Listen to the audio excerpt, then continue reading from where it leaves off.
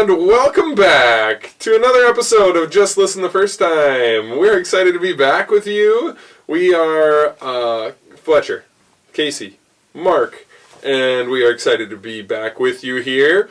We are doing episode 2 of season 3 of Just Listen the First Time. Find us on Instagram at JLFT_podcast. Otherwise, go follow Third Grade Swag because he's really the guy. He is. So, we're excited to bring you another episode, and this one is going to be us talking about reading. Yeah, reading. And have we talked about reading? Not specifically, I don't think. I don't know if I don't know if it's been the main topic. And like, reading, of course, could be super broad. We're going to narrow it a little bit, and we're going to talk about ways that we get kids engaged with reading, as well as how we like to build a reading community within our own classrooms, or former classrooms, if you're Casey, but former and future, because she'll be back. I'm still a teacher. Yes. You're still a teacher. Yes. She will never not be a teacher. No. Right. So, yeah, we're going to get talking about reading, and this should be good. This could be one where we would like to hear what you do in your classrooms too, because we find what works for us and what's worked for us for maybe years, or maybe we try something fresh and you just kind of find your own, little. Do you guys say niche or niche? Niche. Niche?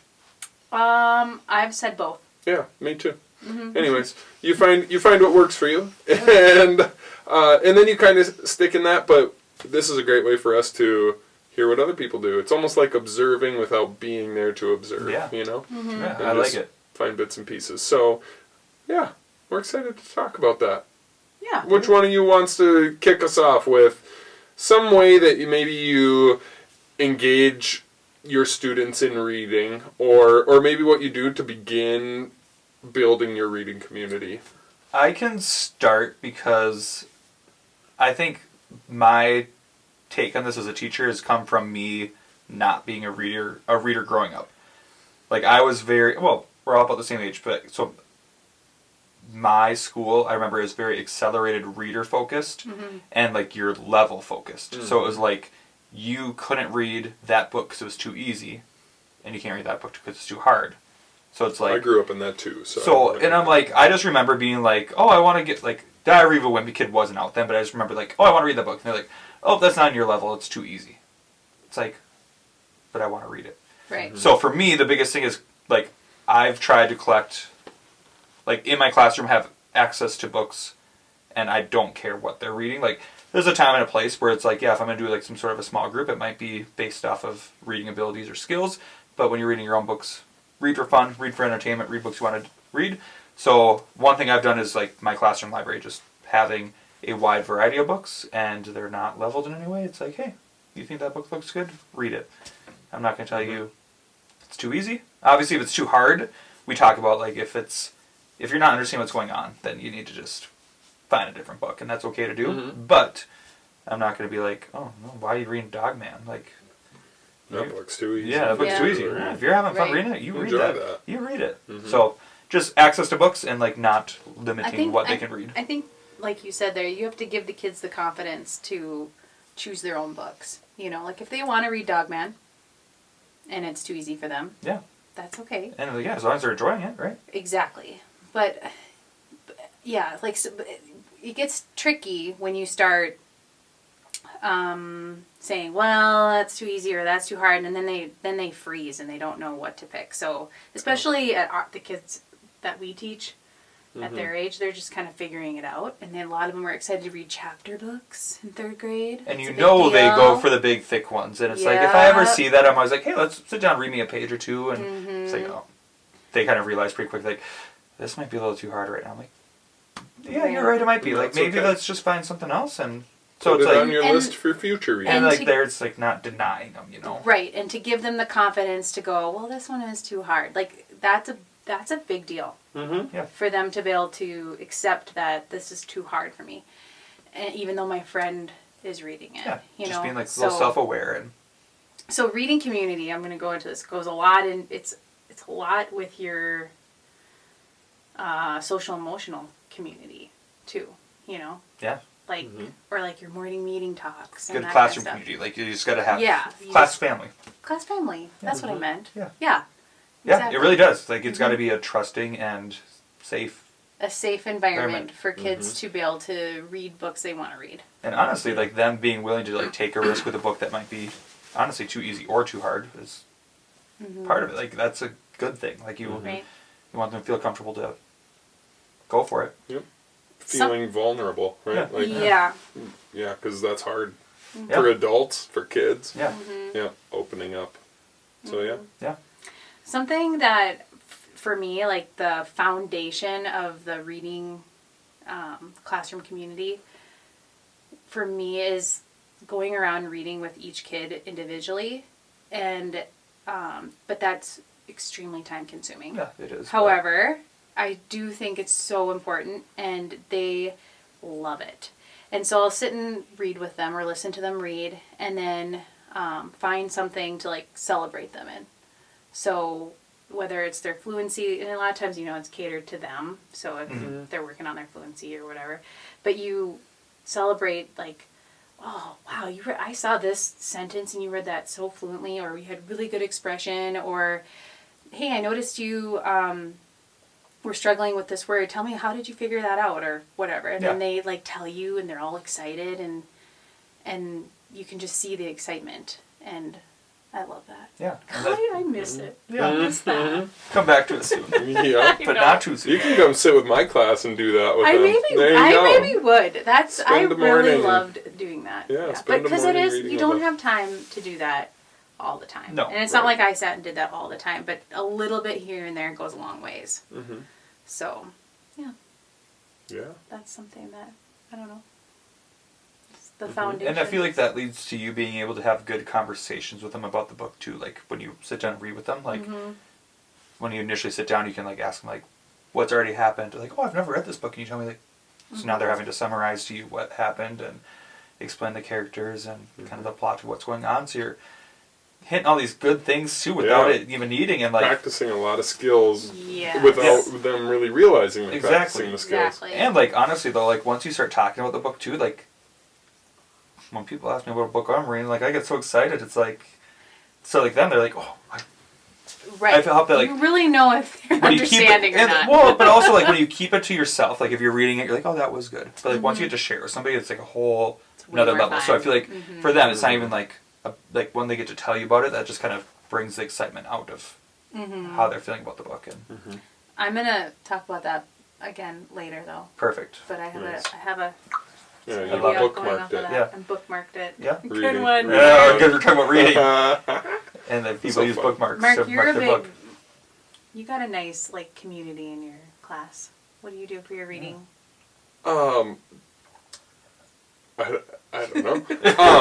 No. That's the answer for everything. Is No, I think one thing that I like to do a lot of is I kind of push the like exploratory boundaries, kind of like you were talking about before, but like I love to find books that a lot of people would look at the cover, judge it, and put it back, you know, but then like show, you know, like read books that kids would do that to, and then show them like, hey, this is actually a really good book You that mean a lot like of people your are own missing read out on. alouds that you're reading? Yeah, in class? and I your do read it- alouds are a big Yeah. part of your... I should preface it with Yes. that.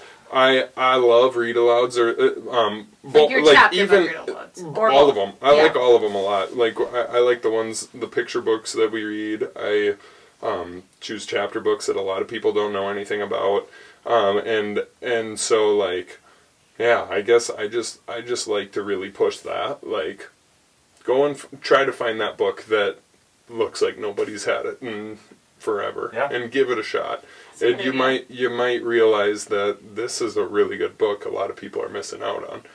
And so yeah, my own chapter book read alouds are a lot like that. And some of the books are older. Like one that I read every year came out the year I was born, or the year Fletcher and I were both born, same year. We're not twins, though. Yeah, no, he's older than me by a month and a half. But yeah, and I mean it's an older book, but it's still so good. and the kids just love it. And actually, a sequel came out 23 years later. Isn't that super cool? That is That is cool. cool. And so we read the sequel too, Yeah. and it's just the 2 books. Are you gonna share what the book is? or- Yeah, I can. Yeah, the first one is Goblins in the Castle by Bruce Coville, and then same author, Goblins on the Prowl is the second one. I have no. I know have that you been read teaching- this. You've read this every year. Yeah, or pretty. I mean, maybe not every year because the second one came out in 2015, and I didn't know that it was a thing right away. I went to go buy a new version of the first one on Amazon and saw there was a second one that had just come out, so I bought that one too, and now I read that every year. Yeah. I knew you read that one, but I didn't this even know you isn't did the that. one by like Avicii. Not Oh, Avicii. well, not. You know what I'm talking about? Rest in peace, the DJ. Yeah. Yeah. Avi. Avi, Yeah. is So this Avi my one or no? favorite book. No, this is Bruce Coville. You did say that. Yeah. Yes. I just listened. but my all-time I favorite will listen book. the first time from now on. Yeah, thanks. Yeah, Yeah. please tune into the podcast to learn that. Yeah. My favorite book, and I'm actually currently reading it right now, is called Perlu the Bold by Avi, That's the one. and just Avi, A-V-I. That's what they go by.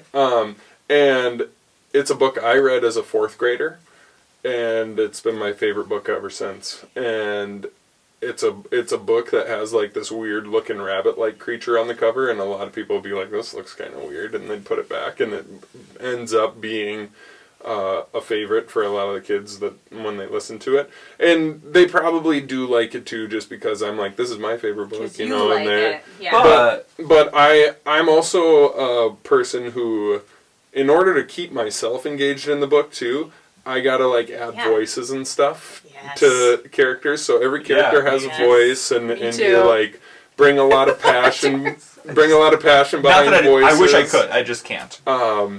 It's Yeah, so right. fun.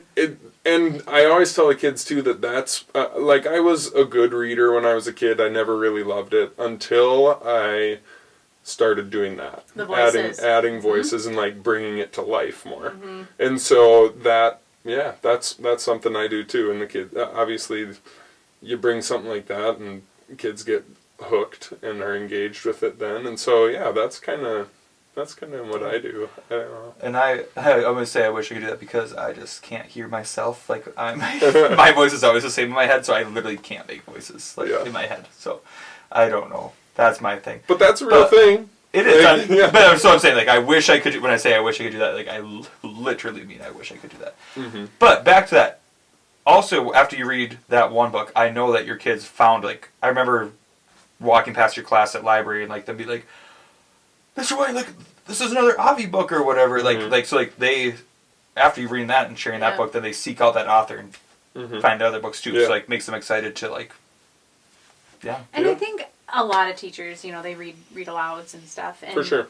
I've always read books that were like books that are a little bit harder for them to read right now in 3rd grade, and I tell them that I'm like, this is a little tougher to read, but I want you to know what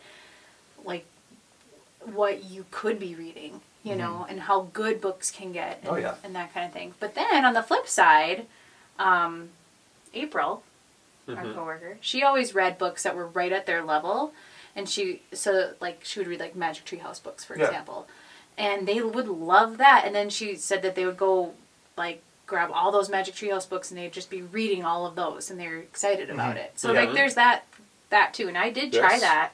And that does work too. Yes. So I usually start off the year with like I always start the year actually the first reader that I do. I survived attacks September 11th. Yeah. Because we start after Labor Day. Yep. And like same like there kids will go for I Survived, and like not all of them are ready for I Survived at that moment, but it's still like there's somebody on Epic too that they can listen to, so it's cool seeing them, enjoy it. And I always tell them too, I'm like, you guys, you're getting, because 3rd grade they're typically like their first year going for chapter books, like they start slow, like, and that's an adjustment for them. You have to tell them that, yeah. So that's why I'm always like, guys, you have to get to know the characters and the setting and all these things. A lot of background info. Yeah, so I'm like, stick with it. So I think that's a good way for them to realize that too, is like when you're reading it to them, like, hey, these first few chapters, it's not super exhilarating. You're learning a lot so that it's better in the end. Yeah. Right.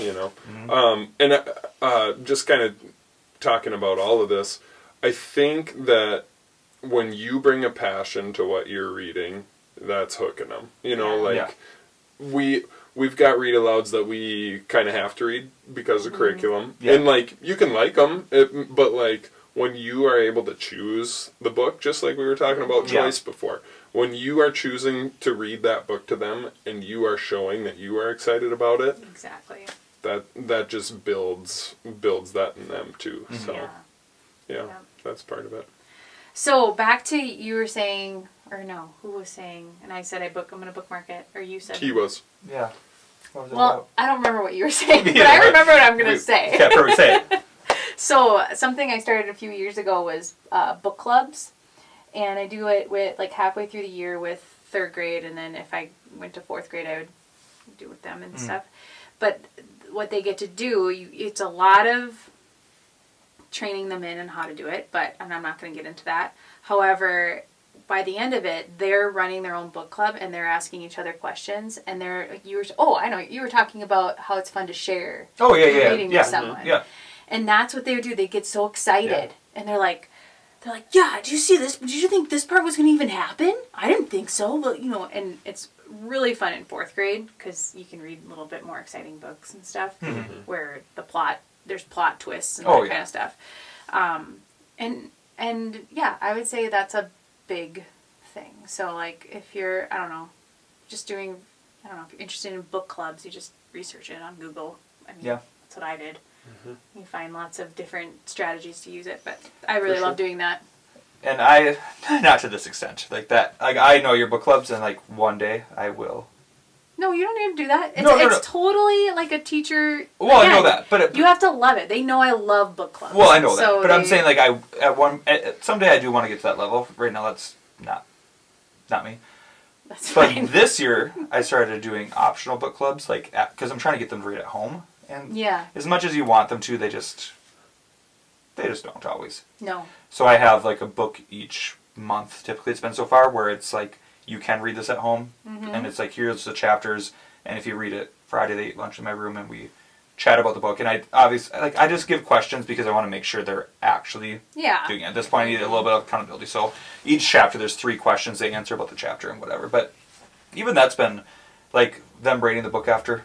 It's like they're all like 4 or 5 out of 5. I'm like, see, you guys love that book, and it's like, look, it wasn't hard for you to finish it either. Like you read 4 chapters a week and you finished in 3 or 4 weeks. So that, like, will it for sure help them be a lifelong reader? I don't know, but right now, little bribery to eat lunch in the classroom on Friday, and they might get like a little bit of a dessert treat when they're in there too. But some of these kids who maybe would have read a book at home, like all your kids get the same book, or if they want, it's the same book for everyone.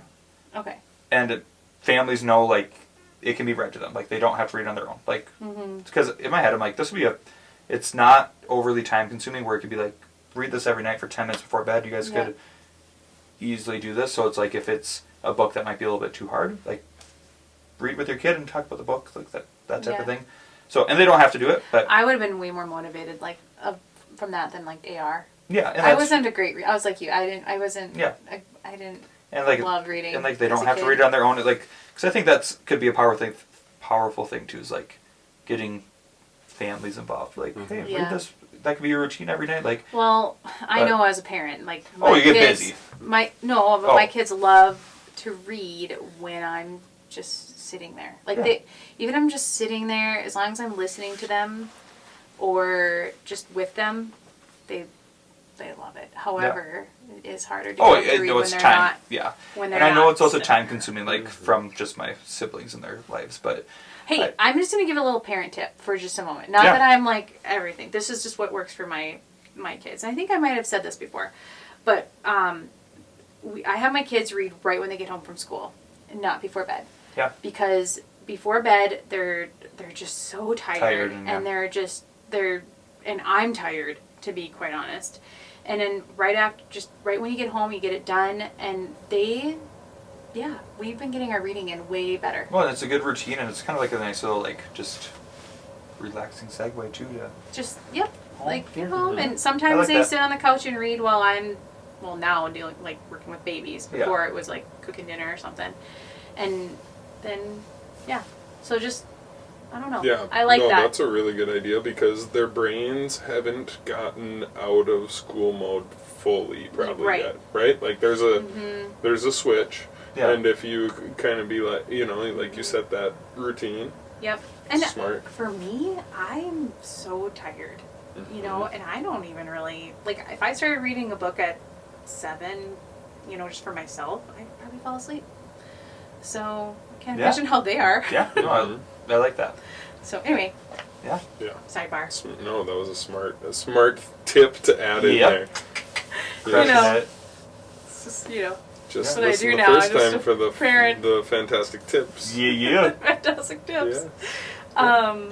Yeah. But you guys are doing, I walked into school today and I saw you're doing a read bowl thing. Yep. So we kind of mentioned that like a little bit last episode. Yeah, so Fletcher, Educator of the Year for the Share the Magic Foundation.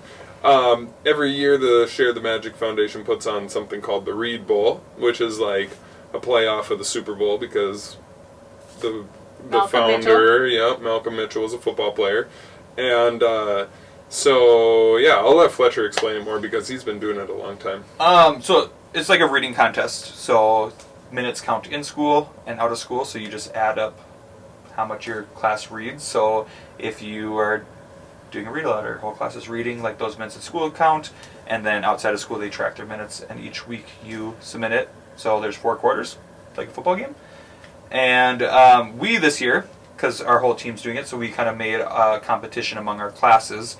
So our students outside of school were keeping track, and every 1,000 minutes they read, our class gets a touchdown. So we're just kind of keeping track of the score. 7 points. 7 points. Casey was in our school today, and it's like 49,000 minutes. Like, okay, no, 49. Every touchdown is 7. So that's 7 touchdowns, 7,000 minutes. But, again, there's not a lot happening upstairs. But so and like, but it doesn't need to be for you right now. So that's okay. That's the best part. But with the Rebo, my favorite thing is just like introducing them to Malcolm Mitchell and his story. Like, there's an interview I always show them about like how when he was in college, he said like, hey, football always came naturally, reading didn't. So he decided to put effort into reading. Any chance he had, he was going to read. But I love that when he said that. Yeah. Because so many kids think that reading should come naturally, or parents might even think that or teachers, like, but it doesn't come naturally. Or for they a lot also of really kids. think like, oh, if I'm going to Division I college, I don't need to know how to read. Where I love that he that's true. Just was like had that, like he had the ability for football, and he still wanted to be a good reader. And like every time I watch his interview, like I always tear up a little bit, especially like the book club part where he was at Barnes and Noble and joins a book club with a bunch of middle-aged women, and he's the only guy, and he was literally a Division I college football player, half their age. Yeah. That is awesome. Less than half their age. Sorry to the women if you guys are watching this, but like they looked like they were. I bet they are. They looked a little bit more than half. They looked older than he's probably what 20 at that. They looked older than 40. So. But like the part. I mean, we already kind of mentioned this, but the like exact part of the interview was the guy interviewing him was like, "What's like your most proud moment?" And he was like, I think probably reading the Hunger Games series. Yeah. And the guy was like, have you seen your highlight tapes? Like, you've scored some pretty awesome touchdowns. And he's like, but that was natural. Yeah. I didn't have to work at that. I mean, like, he put in work, obviously. But he's like, that was given to me. Yeah. The talent was. Mm-hmm. Reading I had to work for. And so that being like his proudest thing is such a cool story. Really and good then message. Yes. I mean, for these kids, heck yeah. It's probably like I It's think it like message. leads and makes it the Rebo motivational. Like, you know, like, and then you like I always like we'll read someone because he's an author now too. So read a couple of his books. And it's like, hey, you can find time to read at home too. Like if you put the work in, or just make it a habit. And segueing there, I think another thing that I've done more. Because I wasn't always a big reader, like I said, but like especially the last couple of years, I've been trying to read more. So this year especially, like I've been telling them, like talking about little moments where I try to read, where I'm like, hey, I might fit 10 minutes in here and there, but if I do that 2 or 3 times throughout the day, that's 30 minutes. But in the day, I just read 3 more chapters than I would have. So I think them hearing about me actually reading at home too is kind of helped a little bit of them. Like, oh, I could read on the bus, or I could read at my sister's practice. This type of thing too. Like there's ways to fit it in when you think you're so busy. Like slowing down and just. Yeah. It's really a matter of just like doing it. Just sit down, grab your book, and just. And it is, and like for me, like I would have like 3 years ago would have never been the person that I am now, like with it. But it's like once you like try it and like get into it and find a book that's enjoyable, you're like, that was like just a little vacation for my brain. It was nice. Yeah, Yeah. vacation for your brain. Yeah. Oh yeah, I like that. Yeah. It is a vacation Or for your brain. maybe not even a vacation, but an adventure. An adventure. Yeah. Yeah. Oh. Can take you Adventure anywhere. for your brain. Go anywhere Yeah. in a book. Reading Rainbow. Yeah, oh, reading Rainbow was the best back in the What day. do you guys do for engagement? Reading Rainbow. From Only answer needed. 1998. That only answer needed. I can still see that butterfly. Oh man. So good. Take It's a so look. exciting when It's they in a wheel the TV in. You guys. Back when you had to wheel in the TV. Yes. That's Is that Bill Nye or Magic School Bus? Yeah, you're like, No. which one is it? only options.